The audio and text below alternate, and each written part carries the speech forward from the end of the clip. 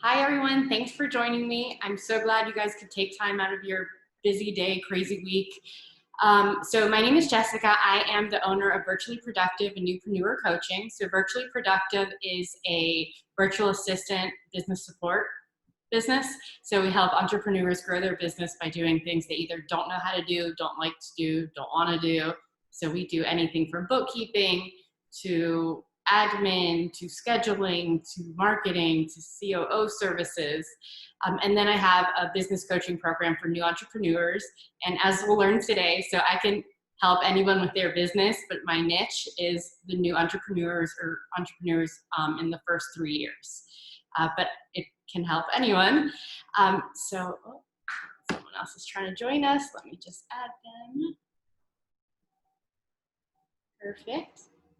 Okay.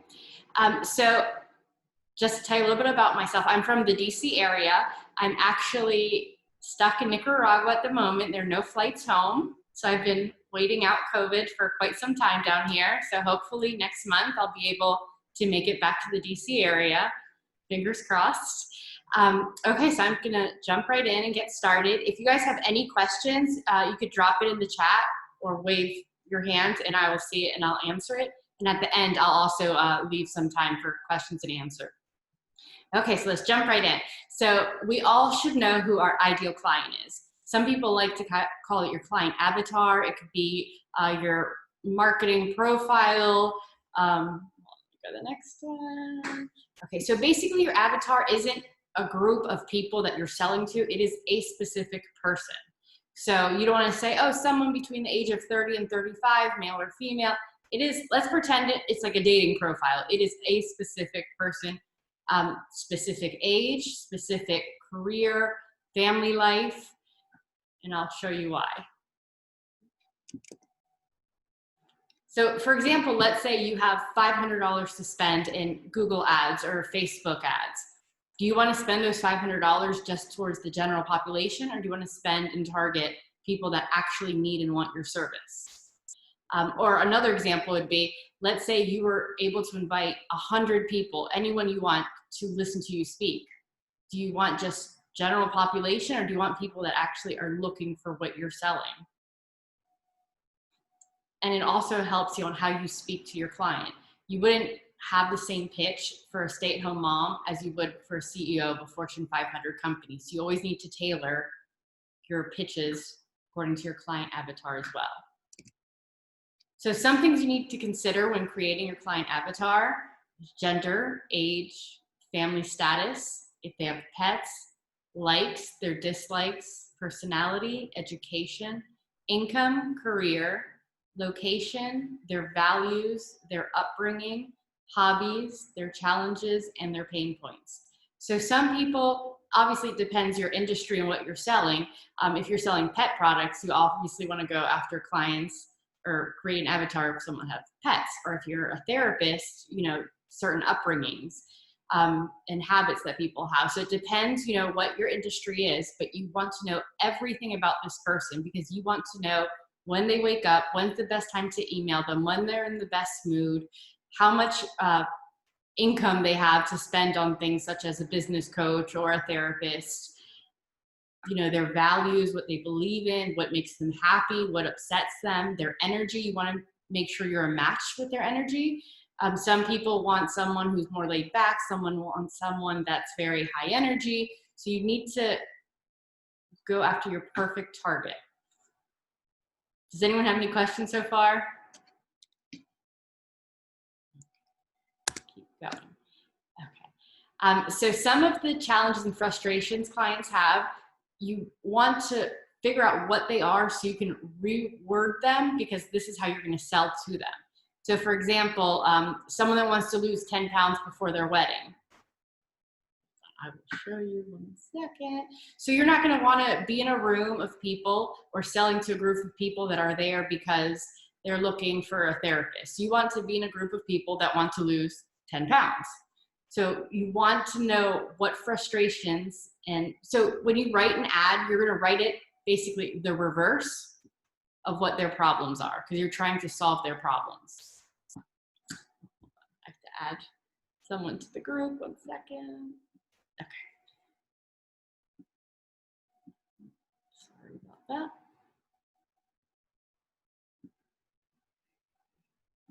Hold on, I have a question here. So I just want to, says, how do you find out their occupations and income? That's where I get stuck. Okay, great question. So you're creating this person. It's not a real person. You're creating your perfect person. Let me see. So you're kind of, okay, so for example, I have a sample of the avatar that I'm going to show you at the end. So are you going after someone that makes $60,000 a year? Or are you going after someone that makes $200,000 a year? Like, who is that person? Because then you're going to tailor your services and how you approach them and how you advertise them. So, and some people have different views on avatars. So I believe you can have multiple ones depending on one per service or one per product, depending on, you know, your industry. You can have more than one. One second.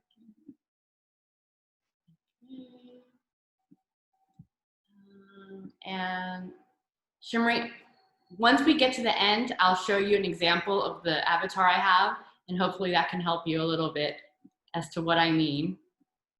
Okay, let's see.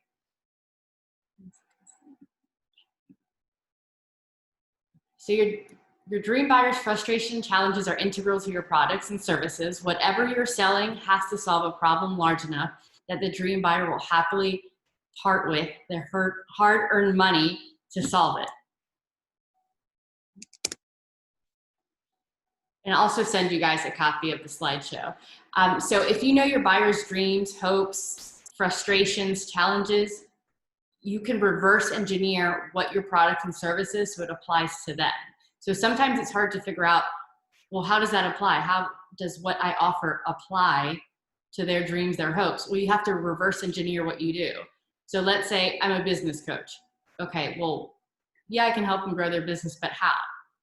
Okay, well, let me think about it. There's a lot of business coaches that focus on entrepreneurs going from 6 to 7 figures, but no one really teaches entrepreneurs how to go from 5 to 6 figures.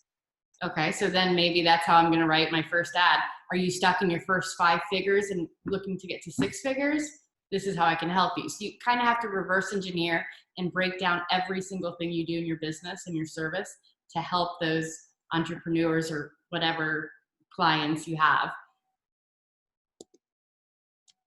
So for example, here's a few examples of how you want to speak. So just to make sure, I'm sure some of you know, copy means like written word. So when someone, here's a few examples of copy written. Copy is like the wording in your blog, the wording in your ads. It's just wording. So you want to speak, you want to copy to their desire. So I want to have my website rank higher on Google. So the ad you would write or how you would approach them is guaranteed higher Google rankings in 90 days or we work for free.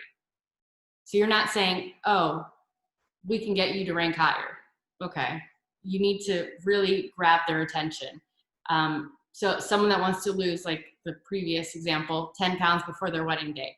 Our program is specifically designed to help you shred fast and drop 10 to 15 pounds in 60 days guaranteed. So you're giving them the end result, the time frame, and honestly, you really want to guarantee whatever you do because it just shows that they can trust you. And I mean, if you have a guarantee, you should really, you know, back it up. If you say 60 days guaranteed, you should be ready to give back the money in 60 days if they don't get the results they want. So to fully understand the market's deepest and most primal fears, the ads are an important element to dream, motivate them, take, okay. So, I don't want to read word for word the slide. So people do things mostly for 2 reasons. It's either to stay away from pain or to move towards pleasure. And out of the 2, people are more likely to do something to avoid pain than to gain the pleasure. So being in whatever business you're in, the product or service you have, you know this person's pain. Now you need to figure out how you want them to go or how you're going to help them go from experiencing less pain and more pleasure through your product and your service. So again, you're going to reverse engineer what you do to either take them away from pain, put them towards pleasure, or both. And a perfect example of it is insurance companies. So insurance companies, typically their advertisements are always, they're trying to keep you from experiencing the pain. There's some crazy commercials out there where like a guy gets hit by a car and he's like a raccoon. I'm not even sure what's going on in the commercials, but they basically fear you into buying the insurance because you're terrified of experiencing that pain. So they're not getting you to go towards pleasure. It's not like a vacation they're selling you. They are experiencing, they're showing you the pain you're going to experience if you don't use that service. So by creating a client avatar, you also want to know what's their preferred form of communication. The same goes with social media also. So if your client is, let's say you personally like Instagram or Facebook or Snapchat, but your client's on LinkedIn, well, you should be focusing your efforts on LinkedIn. Although you prefer, Facebook or Snapchat, it doesn't matter. Your clients are on LinkedIn. You need to focus on LinkedIn, whether you like it or not. And if your purpose of social media is to get clients, you need to focus on where they're at, not where you like to be. And same with communication. Some clients prefer, phone, email, some are WhatsApp, some constantly, are Zoom or FaceTime. They like the video, they like the connection. So you basically need to be flexible because every avatar you create, they're going to be different and they're going to prefer different social media outlets. They're going to prefer different methods of communication. So you want to be where they are. Okay, and this kind of reiterates the same thing. You don't want to move them to make it comfortable for you. You want to accommodate them because you want them to be comfortable with you. Okay, and again, so you want to speak their language. I had mentioned before, you obviously wouldn't have the same pitch that you would for a stay-at-home mom as you would for a CEO of a Fortune 500 company. But it's not only the wording, it's also like this perfect quote. You want to enter a conversation already taking place in the customer's mind. I'm sure you guys have heard people speak and you're like, oh my gosh, they're talking directly to me. They've been in my shoes. Oh, they totally understand where I'm coming from. You want to be in that person. You already want to have the conversation that person's already having and the doubts they're having. Or even, oh, what's keeping you up at night? When I started my business, it's this, this, and this. They want to feel the connection. They want to know, where they're coming from. So, and people love connection. And they buy, me and someone else can offer the same exact service. And the buyer is going to go with whoever they connected with and whoever they liked better. So it's very important to build the connection. And when you're speaking their language, that's the best way to do so. By creating your client avatar, you can also figure out what their day-to-day life is. And I mentioned before, you don't want to bother them because they won't have time to read your email or get your message. So it's kind of wasted energy if you, message them at 7:30 in the morning and they're driving kids to school or they have a carpool. When at 9, kids are already in school, they're probably reading their email. So by creating your client avatar, you have a better idea of when they are most responsive to you and when you're actually helping them out instead of bogging them down with more emails and more things to do. You also want to figure out what makes them happy because again, connection is very important. And when you interact with companies and brands, they rather connect with a company that makes them feel better about themselves. And what it's emotional, it's how they feel about themselves, it's how they feel they are seen upon others for working with you. They will also start referring lots of people to you once they love you. It says the end result, it's a much deeper, more intimate understanding of where and how to reach your dream buyers and how to speak to them. The compounding result will cause massive breakthroughs that grow your business and allow you to dominate your market. Defining your market is one of the hardest parts of starting a business. The good news is that once you have done it, everything else will quickly start falling into place. You have to figure out which medium to use effectively reach them and which market strategies they respond to best. So here's an example of an avatar. It goes into detail. So and I can give you guys templates. I can email you of everything. So for example, this is Jordan. And preferably, I prefer to actually have a picture of my imaginary person.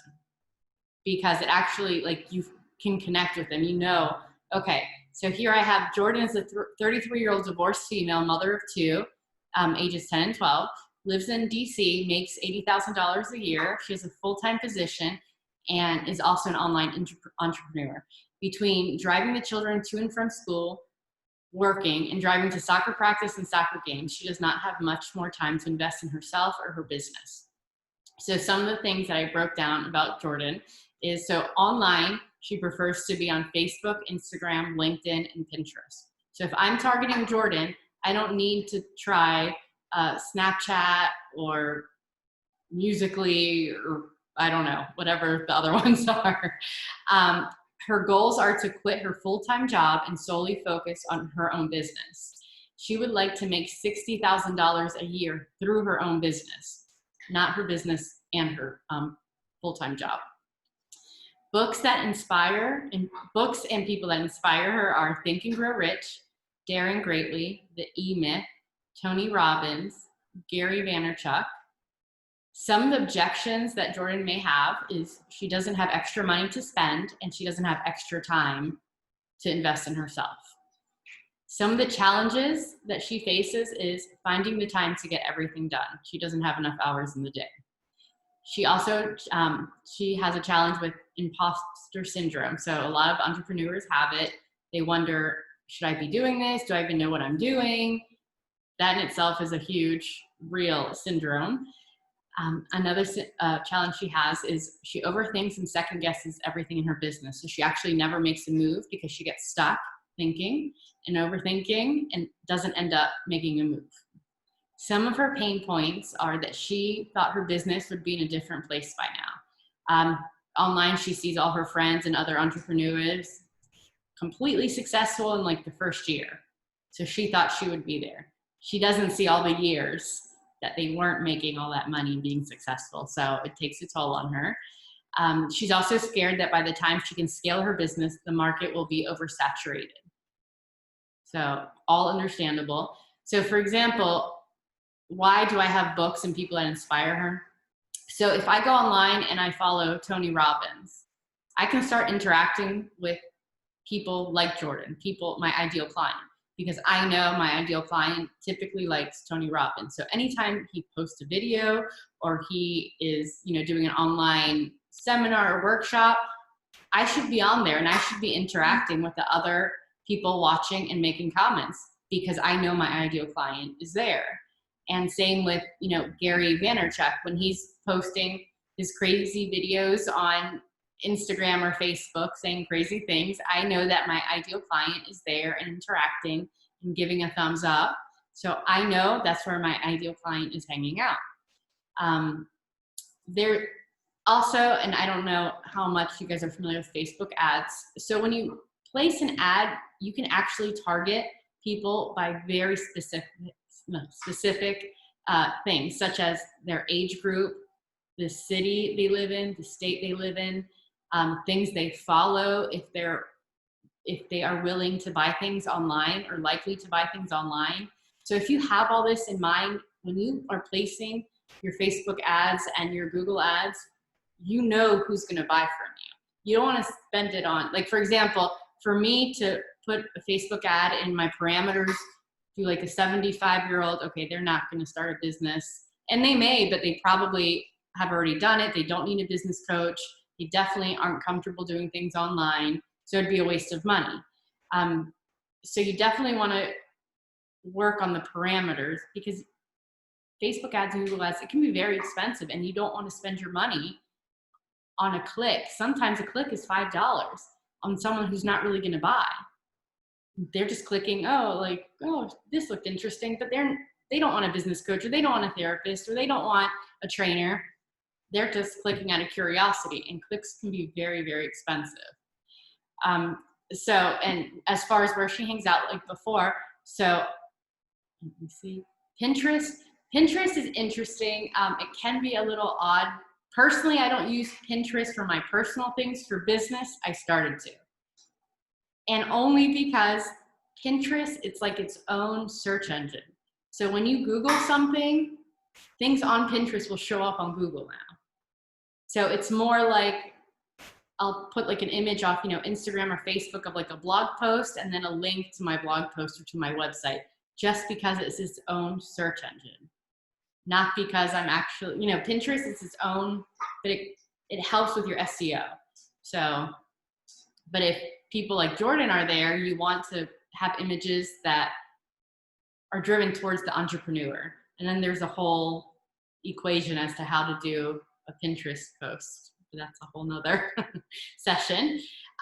So her goals are to quit her full-time job and solely focus on her business. So I could write a Facebook ad or a blog about, are you ready to focus on your business? Are you ready to quit your 9-to-5? Are you ready to make the leap from employee to entrepreneur full-time? Or, for example, her second business, her second goal is to make $60,000 a year through her own business. It says my connection is unstable. I think I'm okay again. So her second goal is to make $60,000 through her own business. So I could write an ad. Are you stuck around 50,000? Are you wondering how to get from 50 to 100,000 in your own business? So when you can specify all their issues, their doubts, their wants, their goals, their pain points, you can address them. That way you're already having the conversation they're having in their mind already. So I would love to see if you guys have any questions, clarification, why an avatar is needed, and feel free to unmute yourself. Yes, Jessica, this is Carol. Would you clarify something you said very early, like within the first, I think, 5 minutes of your presentation? You said we should have just one avatar, and then you said one per, let's say, service or product is fine.